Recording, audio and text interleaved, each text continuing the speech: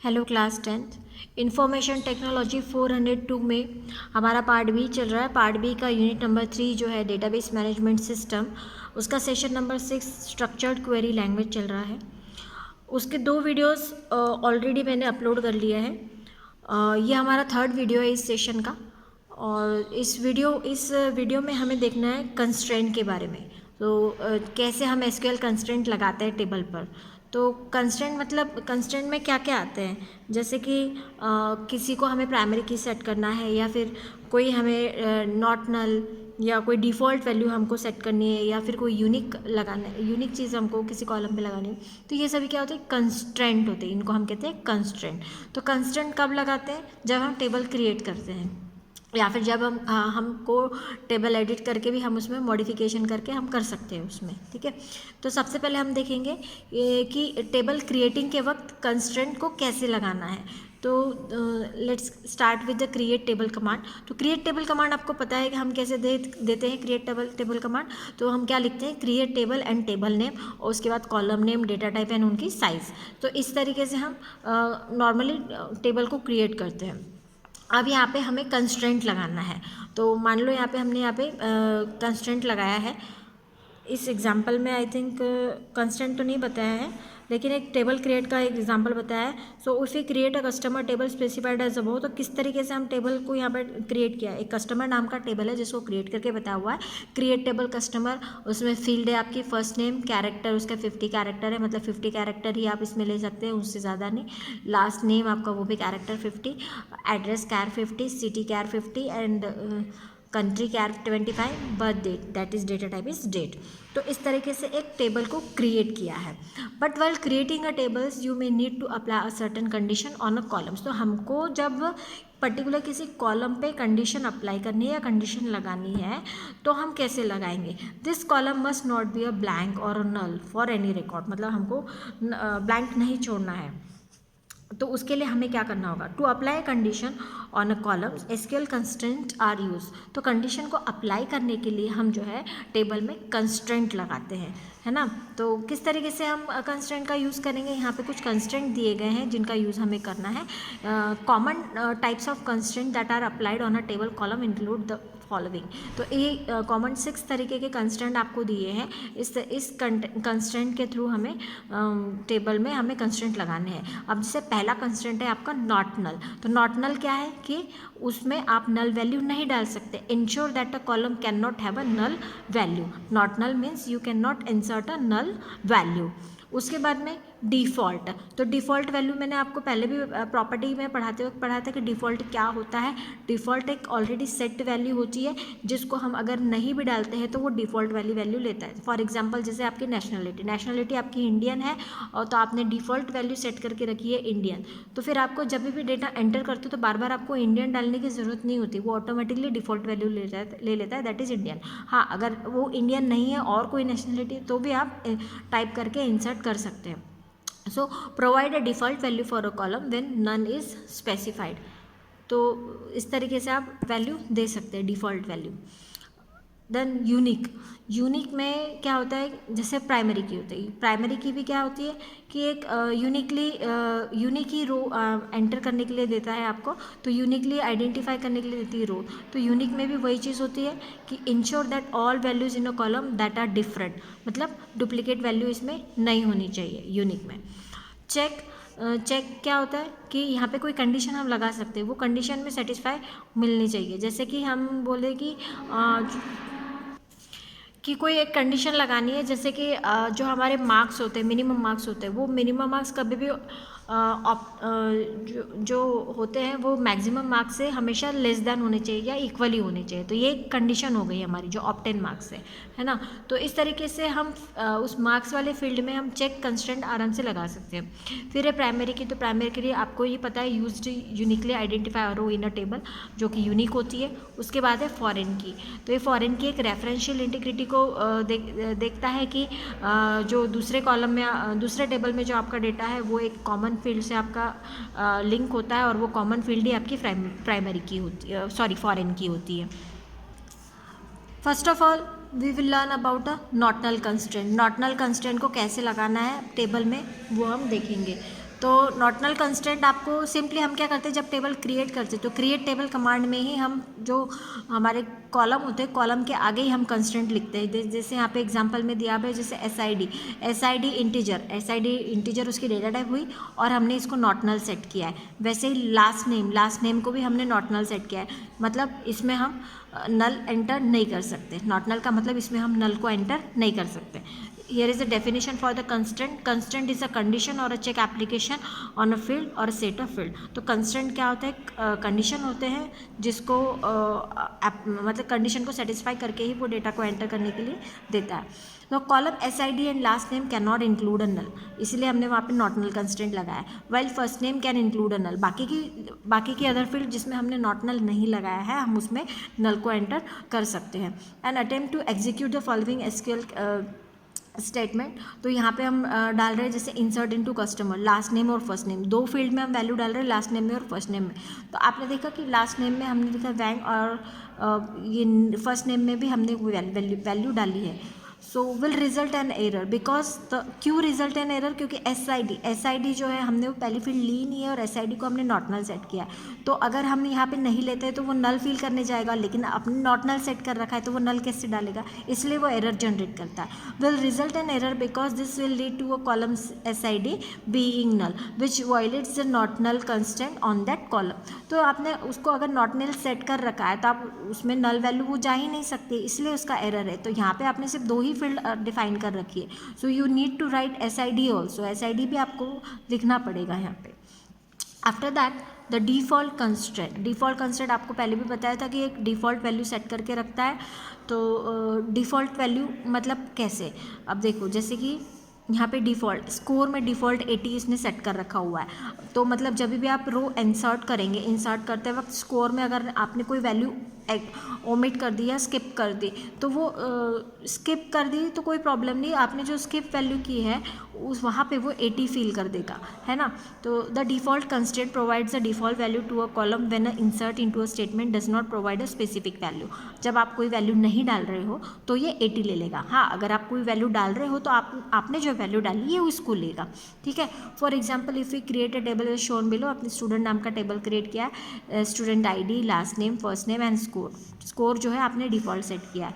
अब यहाँ पे एंटर करते वक्त ध्यान दीजिए, insert into student ID, last name, first name, तीन ही फील्ड को आपने एंटर कराया है यहाँ पे और डिफ़ॉल्ट वैल्यू को नहीं डाला है। ये जो स्कोर वाली वैल्यू उसको नहीं डाला है, मतलब ये कौन सा लेगा, 80 ले लेगा। After the query execute the table will look like. अब क्वेरी एग्जीक्यूट होने के बाद में ऑटोमेटिकली आप देखिए यहाँ पे स्कोर के जगह पे 80 आ गए। क्यों आ गए, क्योंकि आपने यहाँ पे डिफ़ॉल्ट सेट करके रखा हुआ है। After that the unique constraint.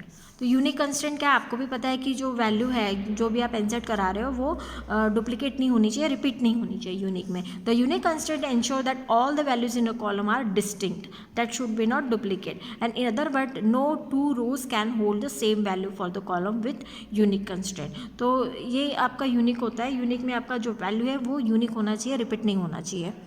यहाँ पे देखिए यूनिक का एग्जाम्पल भी दे रखा है कि ये भी टेबल क्रिएट करते वक्त आप देखो जस्ट कॉलम के आगे यूनिक आपको लिखना है, column data type and constraint. तो इस तरीके से आपने इस कॉलम के लिए SID कॉलम के लिए आपने जो कंस्ट्रेंट लगाया है वो यूनिक कंस्ट्रेंट लगाया है। तो column SID has a unique constraint and has can not include a duplicate value, such constraint does not hold for a column last and first name. So for the table already contains the following row, that is 1, 2 and 3।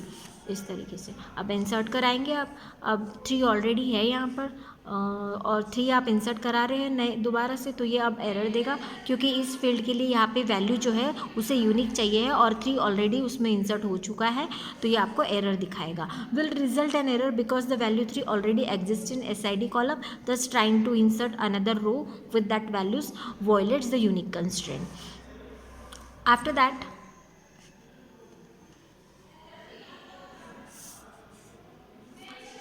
The check constant में आप देखिए check constant ensure that all the values in a column satisfy the certain condition.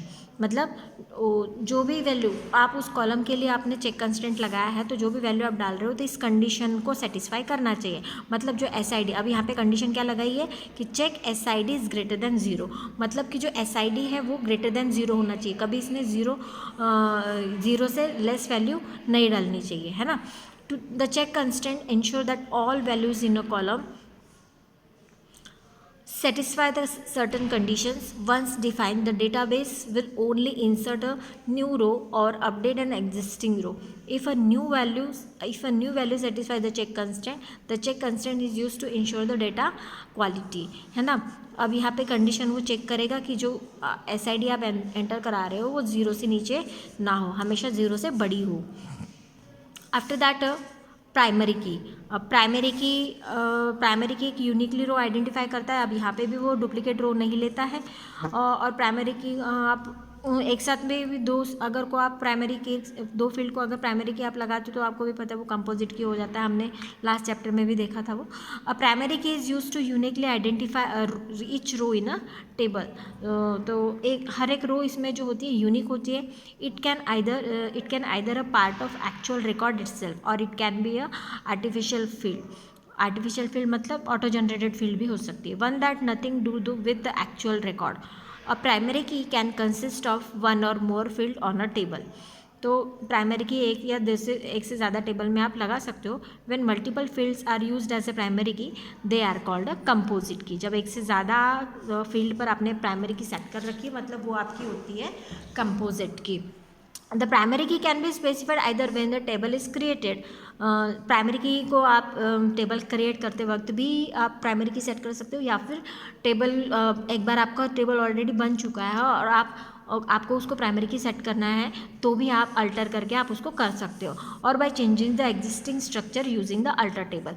तो create table के साथ भी आप primary key set कर सकते हो. अगर नहीं है आपके क्रिएट है तो फिर आप उसको अल्टर करके भी सेट कर सकते हो. अब यहाँ पर हम क्रिएट टेबल के थ्रू प्राइमरी की को सेट कर रहे हैं. तो क्रिएट टेबल कमांड के थ्रू सिंपल है. नॉर्मली जैसे अभी तक हमने सारे कंस्टेंट सेट किए वैसे हम इसको प्राइमरी की सेट करेंगे. Now you can define a primary key in a create table command through a keyword primary key. Below the example specifying the primary key when creating a table. यहाँ पे एक customer नाम का table है और SID not null primary की यहाँ पे दे रखा है. ठीक है. Last name varchar, first name varchar as it is.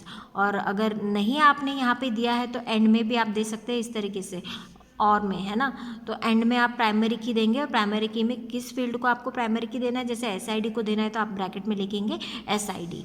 The latter way is useful if you want to specify the composite primary key having a group of field. तो group of field पे आपको primary की लगानी है तो it is very simple. तो ये जो दोनों भी फील्ड है पहले इनको आपको ऊपर नॉट नल देना पड़ेगा और नॉट नल देके फिर बाद में एंड में आप प्राइमरी की लिख के ब्रैकेट्स में उन फील्ड को कवर कर देंगे कौन सी फील्ड को आपने प्राइमरी की सेट किया. दैट इज़ अ कंपोजिट की, है ना. Combination of a field branch and SID is a composite primary की ऑफ द टेबल. तो ये दोनों भी आपकी कंपोजिट की हो जाएगी. उसके बाद में डिफाइनिंग प्राइमरी की थ्रू वो अल्टर टेबल कमांड. अब अल्टर टेबल के साथ में आप कैसे प्राइमरी की डिफाइन करेंगे. तो यहाँ पे एक कमांड दे रखी है जैसे अल्टर टेबल कस्टमर टेबल को अल्टर किया, ऐड प्राइमरी की और ब्रैकेट में जो फील्ड है जिस कॉलम पे आपने प्राइमरी की लगानी है ब्रैकेट में वो कॉलम का नाम दे देना, ऐड प्राइमरी की that is column name. After that foreign key constant हम कब लगाते हैं और क्यों लगाना पड़ता है. तो अभी हमने प्रीवियस वीडियोज़ में भी देखा था, प्रीवियस सेशंस में भी देखा था कि फॉरेन की कंस्ट्रेंट या फॉरेन की क्या होती है कि एक दो टेबल में एक अगर कॉमन फील्ड है आपकी और उस कॉमन फील्ड को हम दोनों टेबल कॉमन फील्ड से दोनों टेबल को हम लिंक करते हैं, कंबाइन करते हैं, तो वो जो फील्ड कॉमन फील्ड होती है वो आपकी फॉरेन की होती है और वो फॉरेन की आपके मेन टेबल की या प्राइमरी टेबल की या पैरेंट टेबल की यूनिक की होती है. तो ये फॉरेन की कंस्टेंट आपको कैसे लगाना है अब हम यहाँ पे देखेंगे. In an RDBMS table references one another through a common fields and to ensure validity of references referential integrity is enforce. तो यहाँ पे रेफरेंशियल इंटीग्रिटी एनफोर्स हो जाती है. आपने रेफरेंशियल इंटीग्रिटी भी देखा है लास्ट सेशन में. You already know that the referential integrity is a system of rules that a DBMS uses to ensure that relationship between the records in related tables are the valid. जो भी हम वो ensure करता है कि आप जो भी डाल रहे हो डेटा वो वैलिड होना चाहिए या नहीं होना चाहिए. हमने रेफरेंशियल इंटीग्रिटी ऑलरेडी कवर कर लिया है. And that user don't accidentally delete और चेंज द रिलेटेड डेटा. ये चीज़ हमने भी पहले भी पढ़ी थी कि कोई भी एक्सीडेंटली आपका डेटा डिलीट ना हो, उसके लिए हम रेफरेंशियल इंटीग्रिटी लगाते हैं. Referential integrity is ensure that the foreign key constant this is implemented as explain in the following paragraph. अभी कैसे इंप्लीमेंट किया जाता है इसको. ये पैरेंट टेबल चाइल्ड टेबल का आइडिया आपको पहले भी बताया था मैंने आपको कैसे होता है parent table and child table. अब यहाँ पे दोबारा देख रहे हैं, whenever two tables are related by a common column और a set of columns, then the related columns in the parent table मतलब primary table should be either declared as a primary key और a unique की। मतलब जो आपकी foreign key होती है वो दूसरे टेबल की प्राइमरी की होती है। And the related columns in the child table और related table should have the foreign key constant. तो जो रिलेटेड फील्ड होती है वो आपकी फॉरेन की होनी चाहिए। For instance if you have a two table having structure as given below, जैसे कि यहाँ पे दो टेबल है कस्टमर और ऑर्डर का। अब यहाँ पे आप देख रहे हैं कॉलम नेम और कॉलम नेम और कैरेक्टरिस्टिक। यहाँ पे column name SID, last name first name, और यहाँ पे order ID, order date, customer SID और अमाउंट। तो ये SID और ये SID कॉमन है दोनों भी टेबल में। और ये आपका ये जो कस्टमर टेबल होगा ये पेरेंट टेबल होगा। क्यों पेरेंट टेबल होगा? क्योंकि ये जो कॉमन फील्ड है वो यहाँ की प्राइमरी की है। तो जिस टेबल में जो कॉमन फील्ड प्राइमरी की होती है वो आपका पेरेंट टेबल होता है, मेन टेबल होता है। और दूसरा जो टेबल होता है जहाँ पे वो फॉरेन की डिफाइन की हुई है वो आपका चाइल्ड टेबल होता है ना। In the above example the customer ID column in the orders table is a foreign key pointing to SID column in the customer table. Just like a primary key, foreign key can also be created in a two ways through a creating table और alter table. Primary की तरह भी foreign की आप दो तरीके से create कर सकते हो, क्रिएट टेबल में भी और अल्टर टेबल में भी आप क्रिएट कर सकते हो। अब यहाँ पे दिखाया गया है कि क्रिएट टेबल में आपको कैसे फॉरेन की लगाना है। तो क्रिएट टेबल में आप सिंपल देख रहे हो कि create table orders, column name integer, then column name data type, column name data type, column name double data type दिया, प्राइमरी की किसको सेट किया, ऑर्डर ID को प्राइमरी की सेट किया, और फॉरेन की किसको सेट कर रहे हैं, कस्टमर ID को फॉरेन की सेट कर रहे हैं। और रेफरेंसेस किसका दे रहे हैं, कस्टमर टेबल के, कौन से कॉलम का, SID कॉलम का।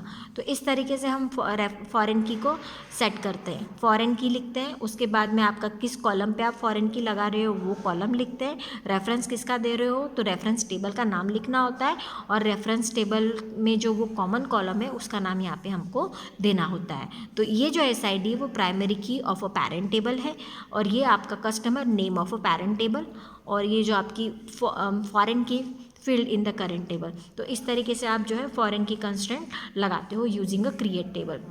अब डिफाइनिंग अ फॉरेन की through the alter table, alter table के थ्रू आप कैसे लगाएंगे? तो अल्टर टेबल के थ्रू कराने के लिए आपको क्या करना पड़ेगा, alter table table name, add foreign की, बाद में किस किस फील्ड पर आपको फॉरेन की लगानी है उसका नाम, फिर रेफरेंस हमको देना है, और किस टेबल का है, किस पेरेंट टेबल का है उसका नाम, और उस पेरेंट टेबल का वो जो प्राइमरी की है वो हमें देना पड़ेगा। यहाँ पे जो कॉमन कॉलम है उसका नाम हमको यहाँ पे देना पड़ेगा। तो इस तरीके से हम दोनों भी तरीके में क्रिएट और अल्टर में हम फॉरेन की को सेट कर सकते हैं।